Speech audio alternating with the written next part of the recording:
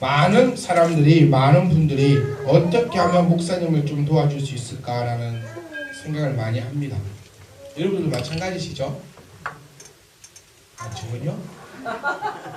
어떻게 해야 목사님을 좀 도와드릴 수 있을까라는 생각을 많이 하시죠? 그 방법 가운데 가장 좋은 방법 하나를 말씀드리면 앉아 계실 때 웃고 계세요. 그게 가장 도와주는 방법입니다. 그리고 예배 시간 되면 맞춰서 오십시오. 그게 가장 도와주는 방법입니다. 앞에 서서 예배를 인도하고 말씀을 전할 때에 여러분 한 사람 한 사람을 다 쳐다보잖아요. 눈과 눈을 마주치기를 저는 원합니다. 내가 이렇게 저도 여기 종이 있습니다. 없는 거 아닙니다. 어찌 내서 하는 거 아니고 여기 원고가 있고 뭐 아무 원고 없이 하는 거 아니고 오전 예배는 컴퓨터를 앞에 놔두고 원고 있게 설교합니다. 원고 없는 설교 아닙니다. 그런데도 웬만하면 여러분들 눈을 마주치면서 하려고 합니다. 그 이유는 원고를 제 머릿속에 다 넣어놓고 그런데 원고를 왜 펼쳐놓냐면 한 번씩 딴 데로 새기 때문에 짧은 시간에 딴 데로 쓰면 얼마나 아까워요. 서로가 아까워서 딴 데로 새지 않으려고 혹시나 내가 딴 데로 셀까봐 원고를 준비해 놓습니다. 그래서 노력을 많이 합니다. 사실 이거 있잖아요. 이렇게 보고 줄줄줄 읽어드리는 게 사실 더 편해요. 그냥 고넬료라 이름의 뜻은 뿌리라는 의미입니다. 사도시대 당시 가이사라 선언에는 이게 더 편합니다.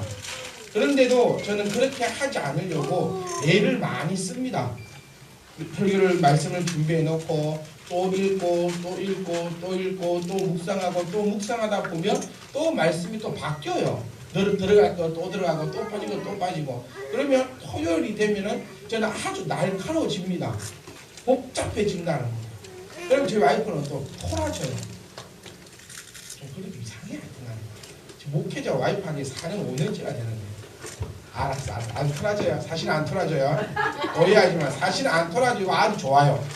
그렇지 아주 좋아요. 자 그러고 있는 상황에서 눈과 눈을 마주치면서 할 때 웃고 계시면 참 기분이 좋아요. 그리고 준비되지 않았던 말씀도 어쨌든 선포될 때가 있습니다. 그런데 눈과 눈을 마주칠 때 아주 근심 어린 은심 어린 표정 집에 우환이 있나 싶을 정도로 그러면 준비해 놓은 말씀도 기억이 안 나요. 그래서 제가 혹시 예배 가운데 고개를 자주 숙인다 그러면 아 내가 지금 인상을 쓰고 있구나 그렇게 생각하시면 그게 맞는 겁니다. 제가 고개를 자주 안 숙이고 계속 얼굴을 바라보면서 말씀을 전한다 그러면 아 내가 오늘 좀 목사님을 도와드리고 있구나 그렇게 생각하시고 근데 와야 될 사람이 안 앉아 있으면 머릿속에는 온통 그 생각밖에 없어요. 아 어디 갔을까? 왜 안 왔을까? 뭔 일이 있을까? 그래서 항상 출타하기 전에는 항상 연락을 주시고 되도록이면 시간에 딱 맞춰 오셔서 예배 전에 함께 인사 나눌 수 있는 게 목사를 가장 많이 도와주시는 것 중에 하나가 그것입니다. 자, 예배 번 얼굴 한번 보시면서 옆에 번 보기에도 역겨우면 제가 보기에는 얼마나 힘들겠습니까? 여기 좀 보세요. 보시고 인상이 안 좋다 하시는 분 손 한번 들어보세요. 그치? 그렇게 보면 안 되지. 그치? 그럼 또 가식적인 뜻으로 물어보면 사모님 토요일 아무리 다 했잖아. 보셔야지. 토요일 좋아요. 오해하지 마. 토요일 좋아요. 됐지? 태훈아도 마치 엎드려 있고 태훈이가 오늘 예배 오전 예배 오전 예배 중간에 자더라고 그냥. 난 네 레포드 검사한다 오늘. 얼마나 레포드를 밤새 썼으면은 자고 있을까. 그러니까 뒤죽박죽 있는 거 싸고 있지. 그러니까 자 지금 이제부터 카운터. 저는 시계를 볼 필요 없어요. 23분 정도 되면 사모님이 약간 표정이 싹 어두워집니다. 26분이 되면 여기 있으면 아 빨리 맞춰야겠구나. 딱 알았어. 아 그렇게 안 합니다. 그렇게 안 하고 다 과장이었어요. 됐지? 제가 왜 이렇게 계속 얘기하냐면 여러분 다 주무시려고 준비를 하고 있으니까 지금 뭐 제가 만약에 오늘 고넬료 시작하면 다 주무실 것 같아가지고 말씀을 전할 수가 없어요. 그래서 니는 지금 도구로 쓰이는 거니까 기뻐하면 돼. 토요일 아무 일 없고요. 시간 지나도 입술은 삐쭉삐쭉 안 합니다. 오해하지 마요. 저는 목숨을 걸고 설교합니다. 무슨 말인지 알아들을 수 있으면 좋겠어요. 목숨을 걸고. 내가 왜 주일날 제일 빨리 안 간 줄 알겠지? 잠에 들어가야 돼. 자고 나면 까먹으니까. 이것도 아니요.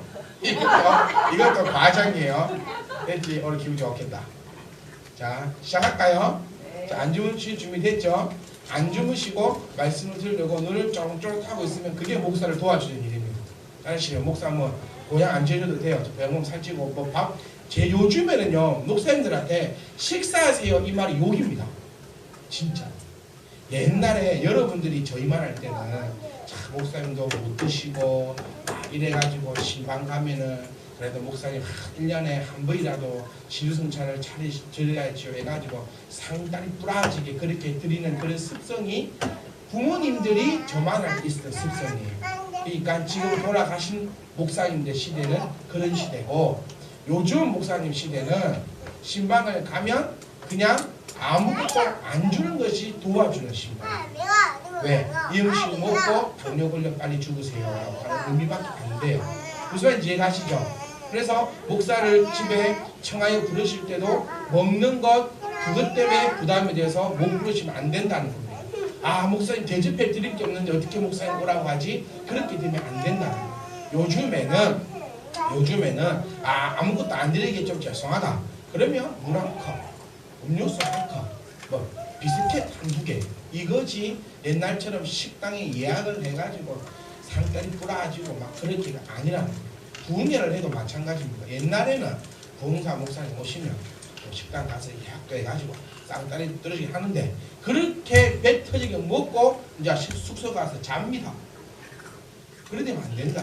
요즘에는 이렇게 또 소식 조금씩 드시고 못 먹고 사는 사람들 없잖아요.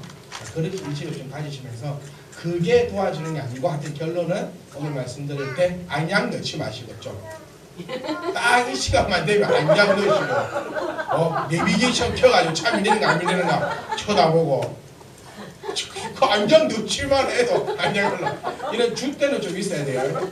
내가 한쪽만 넣을 수는 없다. 기왕 넣은 거 양쪽 다 넣는다. 사람이라면 이런 줄 때는 내가 한번 욕 들어보세요. 내가 뭐 신다 이런 거 같은 건 알겠니? 이런 거 하지 말고 딱 한쪽 넣었으면 오늘 교훈 안약은 한쪽만 넣으면 된다 안 된다? 안 된다. 안약은 항상 양쪽은 다 이렇게 마음을 딱 가지시고 하나님의 말씀 같이 우리 묵상할 수 있기를 간절히 소망합니다. 자, 오늘은 우리 고넬료에 대해서 볼 겁니다. 한번 제가 물어볼게요. 지금 우리 지금까지 본 사람이 몇 명이죠? 몇 명? 그렇지, 4명. 뭔 일이냐? 4명. 첫 번째 사람. 노아. 두 번째 가룟 유다. 세 번째 베드로. 네 번째 본디오 빌라도. 오늘 고넬료. 오늘까지 5명. 이것만 여러분 조금만 제대로 알고 있어도 진짜 웬만한 교회 성령들보다 더 성경 지식이 많다고 소리 들을 수 있어요. 왜? 어디 딱 가가지고 네 고넬료 아냐? 이러면 고넬료? 근데 일이 나온다니까. 가룟 유다 아냐? 그래서 아는지 가룟 유다 이름 뜻이 뭐예요? 이러면서 그럼 아무도 몰라 이거. 가훈아 가룟 유다의 이름 뜻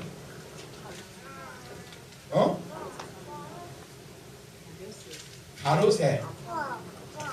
내가 말한 뜻은 그 뜻이 아닙니다. 자 넘어갈게요. 아버님 미안하다.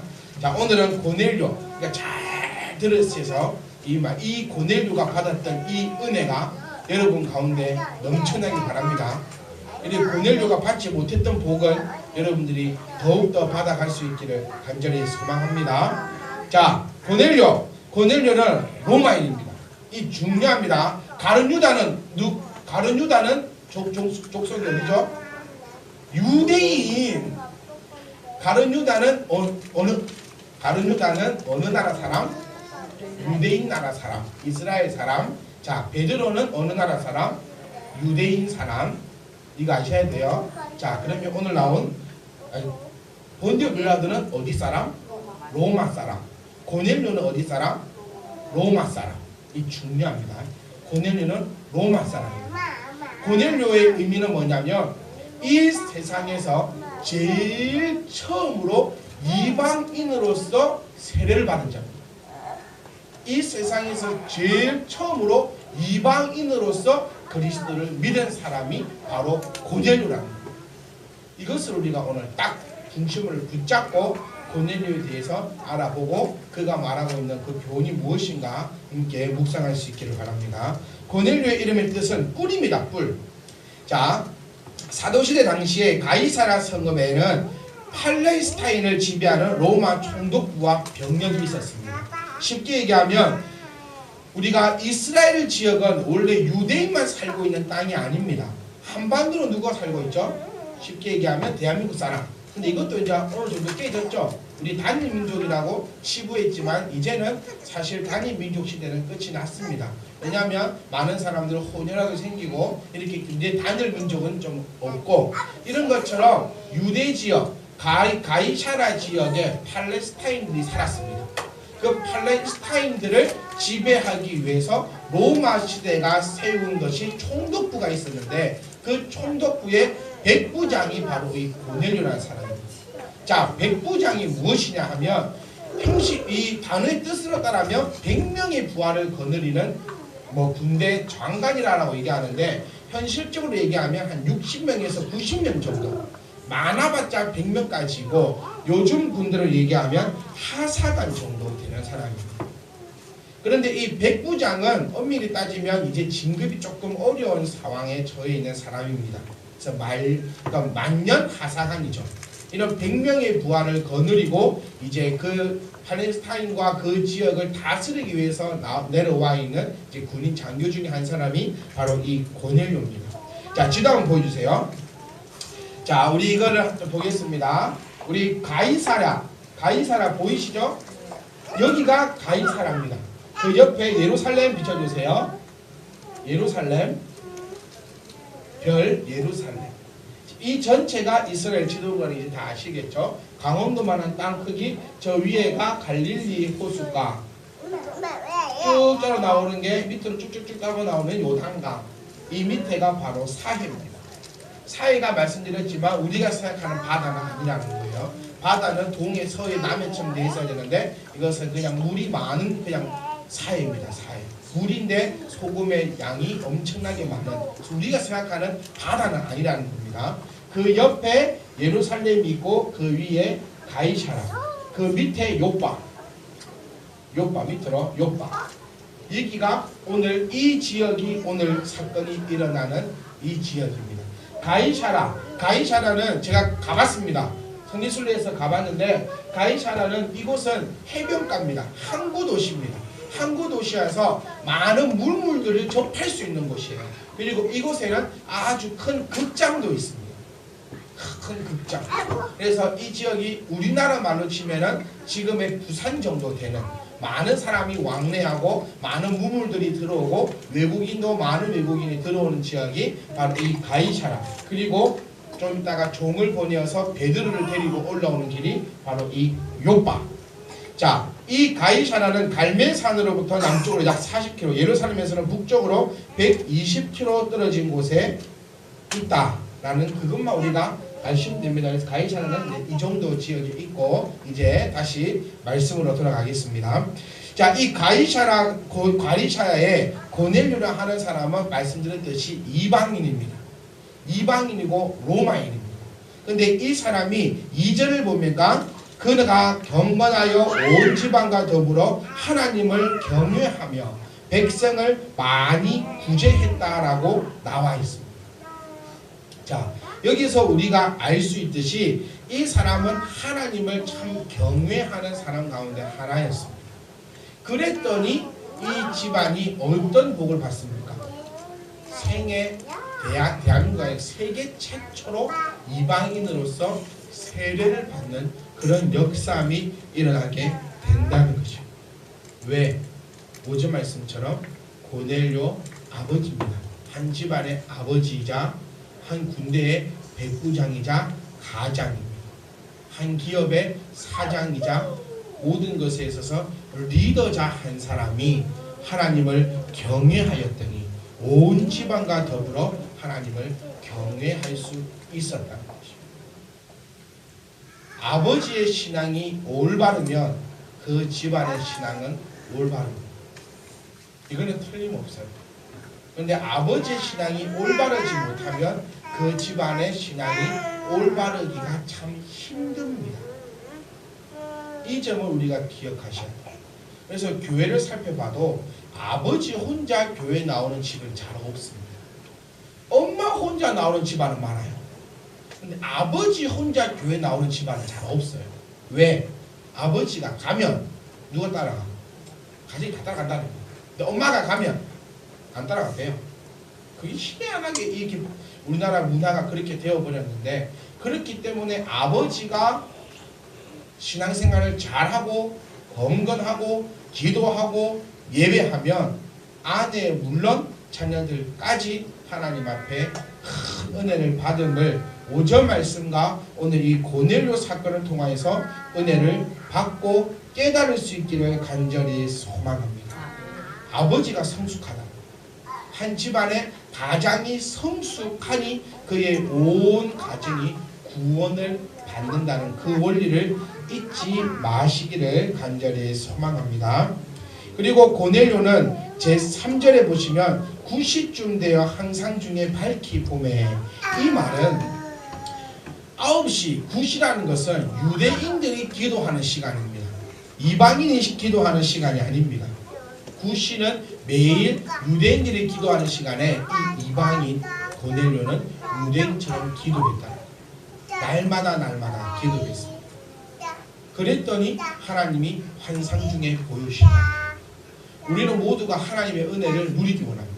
하나님의 복을 받기를 원합니다. 하나님의 음성을 듣기를 원합니다. 하나님의 뜻을 알기를 원합니다. 하나님의 환상을 보기를 원합니다. 그런데 중요한 건 기도를 하고 있냐는 거예요. 보세요. 3절 보면 하루는 그러니까 매일 그 말이잖아요. 하루는 제9시에 기도하고 있는데, 그 말이 기도 9시쯤 되어 기도하고 있는데, 기도를 안 하는데 환상이 보이니라가 아니고, 하루는 매일 하던 그 기도를 9시에 하고 있는데 환상이 보이더라. 여러분들도 기도할 수 있는 놀라운 은혜가 있기를 간절히 소망합니다. 그리고 이 고넬료는 남을 도와주기를 참 좋아했습니다. 얼마만큼 좋아했냐면 유대인에게까지 그는 구제를 하기를 서슴지 않았다. 유대인까지. 자, 우리말로 좀 쉽게 해보면 일제 식민지 지배하에 있을 때 일본인이 조선 사람을 도와준 겁니다. 그렇게 비유하시면 딱 맞습니다. 일본 장교가 조선을 식민지하고 억압하는 이 일본 장교가 자기의 사비를 들여서 조선 사람들이 쌀을 사주고 먹을 걸 사주고 구제하던 거예요. 그리고 유대인들로 하여금 고넬료는 칭송받습니다. 이게 얼마나 어려운 일인지 아시겠죠? 우리 경험해봤잖아요. 식민지 생각해봤잖아요. 일본인을 조선 사람이 칭송할 정도로 이 사람은 그렇게 했다는 거예요. 그렇게 하였더니 고넬료에게 천사가 나타나 그가 생각지도 못한 일을 만들어 내신다. 자, 고넬료를 통하여서 베드로도 변화됩니다. 그러니까 하나의 일을 가지고 하나의 단편적으로만 생각하지 말고 그에 있어서 일어나는 그 파행적인 은혜도 우리가 알 수 있어야 돼요. 오늘 아침에 난리가 났답니다. 네? 누구라고 말은 안 하겠지만 집에서 한번 난리가 나가지고 카네이션을 주기만 주봐라 내가 하나 다 잡던지 불할게 막 그런 얘기 나와가지고 카네이션 주면 안 된다, 줘야 된다. 그래서 제가 오늘 아침부터 제품과 노력한다고 힘들었습니다. 그러면 단편적인 사건만을 두고 니는 죽인 사람, 니는 착한 사람, 이게 아니라 그 가운데 하나님의 역사심을 발견할 수 있어야 합니다. 자, 고넬료가 하나님 앞에 경건하게 살았더니 하나님이 베드로를 변화시키거든요. 후반절 말씀 보시면 베드로는 유대인입니다. 이거 기억하세요. 왜 제가 누구이냐로 얘기하는 계속 하냐면 유대인의 교육을 받고 로마인은 로마의 교육을 받습니다. 로마인의 교육이 뭡니까? 로마인의 교육은 로마는 잡신이 참 많은 나라입니다. 그리스 신화 들어보셨죠? 그런 것처럼 로마 안에 잡신이 참 많고 로마 황제가 즉 뭐다? 신입니다. 로마 황제가. 이런 교육을 받은 고넬료가 누구를 섬기더라? 하나님을 섬깁니다. 하나님을 섬긴다는 말은 자신이 배웠고 자신이 가졌고 자신이 알고 있던 사상을 어떻게 한다? 다 내버려버린다. 베드로 유대인입니다. 절대로 이방인에게 복음을 전할 수 없다고 배운 사람이 바로 이 베드로입니다. 그리고 절대로 율법에서 금하는 음식이라든지 행위는 해서는 안 된다고 배운 사람이 이 베드로입니다. 그런데 고넬료가 하나님을 잘 섬겨서 하나님이 이 고넬료에게 복을 줘야겠는데 어떤 복? 여기서 보세요. 우리는 복 하면 어떤 복? 돈복, 새끼 잘 되는 복, 내 건강하게 잘 사는 복, 이렇게만 생각하는데 하나님이 생각하는 고넬료에게 복은 제대로 된 복음을 내가 너에게 들려주고 이거였다는 거예요. 고넬료가 하나님을 잘 섬겨서 복을 딱 주셨는데 그 복이 뭐냐면 내가 가장 좋은 사람을 너에게 보내서 복음을 너에게 전해주마. 여러분들도 지금 고넬료가 받았던 그 복을 받고 있는 줄 믿습니다. 그렇게 해서 하나님이 베드로를 고넬료에게 보내려고 합니다. 그래서 베드로에게 환상을 보이시사 베드로를 깨우쳐버리죠. 그리고 베드로가 고넬료에게 딱 갑니다. 고넬료가 그랬더니 하는 일이 뭐냐면 베드로에게 무릎을 꿇고 머리를 숙여버려요. 옛날 우리 영화 보면 왕을 대하듯이 완전 뻗어서 이제 참 보여드리면 좋겠는데 우리가 알고 있는 고개를 숙였다니까 이 절이 아니고 이 시대에 지금 머리를 조아려 경배하였더라라는 것은 그냥 다리를 쭉 뻗고 아예 대자로 눕는 거 있잖아요. 대자가 아니라 일자로 눕는 거예요. 팔은 위로 쫙 펼쳐가지고 이렇게 해서 쫙 누워버려요. 꼭 사람 밟고 지나가라는 거죠. 그렇게 베드로에게 쫙 펼쳐버려요. 그랬더니 베드로가 하는 말이 뭐냐면 일어나 나도 사람이다. 이런 교회가 돼야 합니다. 성도는 목사를 대할 때 머리를 숙일 수 있는 신앙을 가지고 있으셔야 합니다. 목사는 그러한 성도를 잡고 나도 사람입니다 하고 이렇게 세울 수 있는 목사와 성도가 돼야 됩니다. 옛날의 목사는 어땠습니까? 자기가 신이에요. 성도는 당연히 머리를 숙여야 되는 존재로 여겨졌습니다. 그리고 목사는 당연히 섬김을 받아야 되는 존재로 생각되어져 왔다는 거예요. 오늘 베드로가 아니라고 얘기해 주잖아요. 올바른 교회 모습은 성도도 목사를 대할 때에 고넬료가 베드로를 대한 것처럼 이렇게 대할 수 있는 믿음이 있으셔야 합니다. 분명한 것입니다. 목사를 대할 때 함부로 대하거나 함부로 여기거나 그의 권위를 실족하거나 그를 상하게 해서는 안 된다고 분명히 말씀을 통하여서 우리에게 말씀해 주십니다.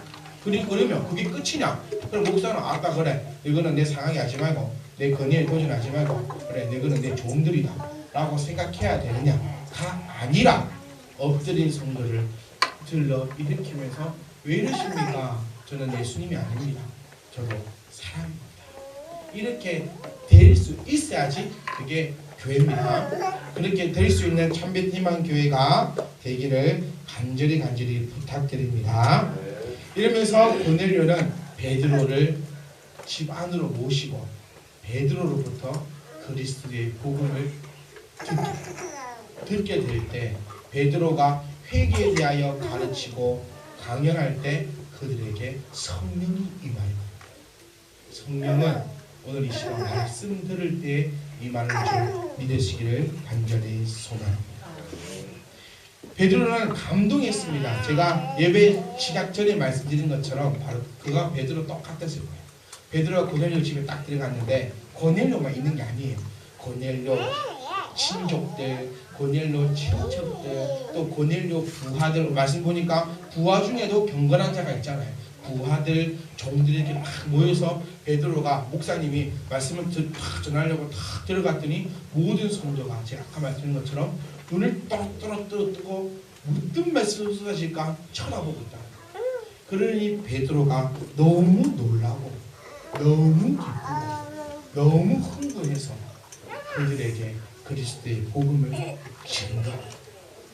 만약에 딱 들어갔는데 전부 다 거기 팍 쓰고 인상 팍 쓰고 똥신병을 안에 있으면 베드로도 참 거시기 했습니다.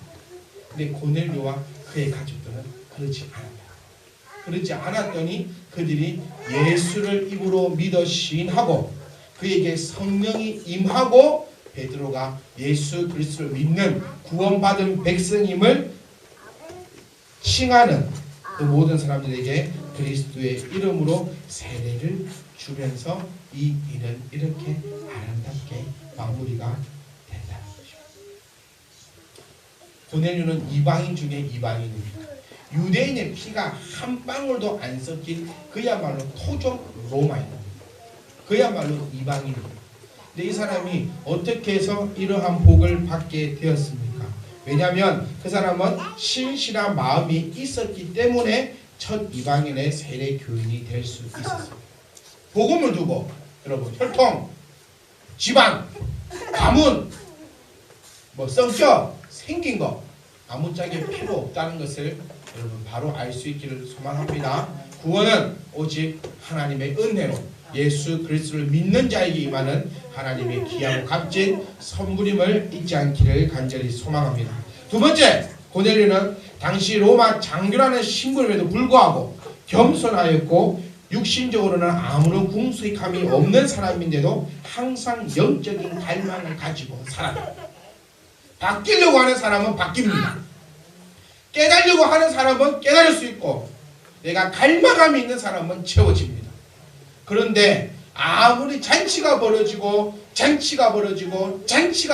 하더라도 바뀌지 않으려고 하는 사람, 깨닫지 않으려고 하는 사람, 갈망하지 않는 사람은 그와 아무런 상관이 없음을 기억할 수 있기를 소망합니다.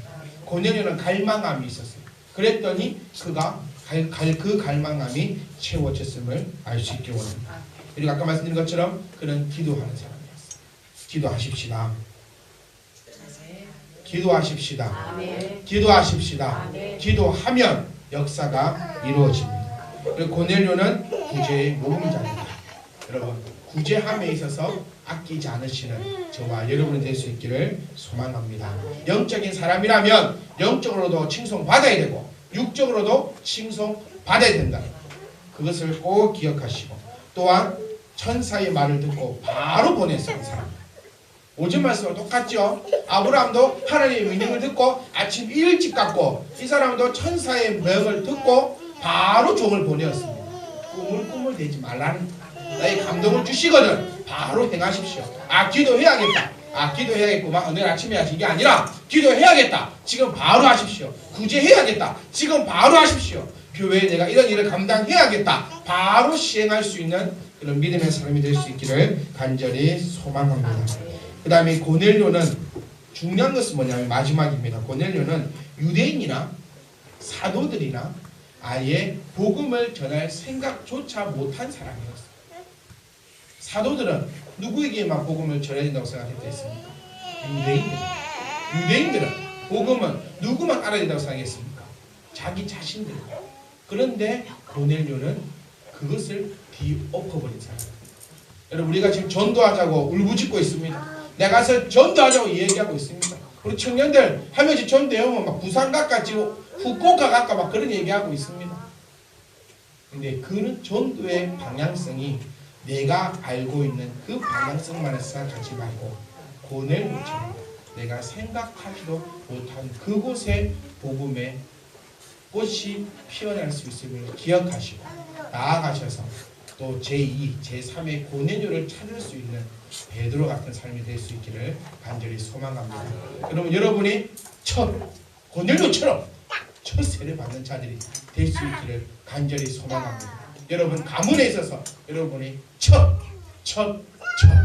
그래서 고넬료의 그 이름처럼 여러분의 이름이 대세에 나타날 수 있기를 주 이름으로 축원합니다. 기도하겠습니다. 나의 모든 것 되신 아버지 하나님, 비록 이방인이었지만 하나님을 갈망하는 그 마음이 있어요.